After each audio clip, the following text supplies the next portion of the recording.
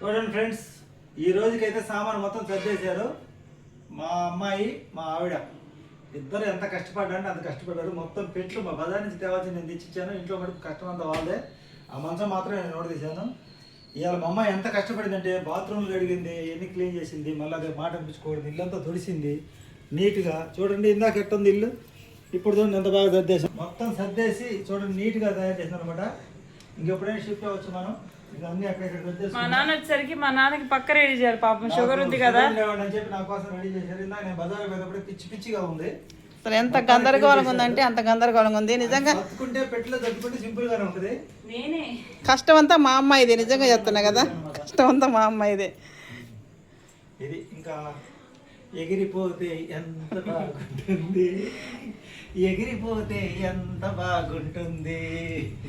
పాతింటి సంగతి పాతింటికి వదిలే, పాత బజారికి పాతింటి సంగతి పాతింటికి వదిలేసి ఎగిరిపోతే ఎంత బాగుంటుంది. కిచిడి తెచ్చావు ఎందుకు కిచిడి తెచ్చా తిను.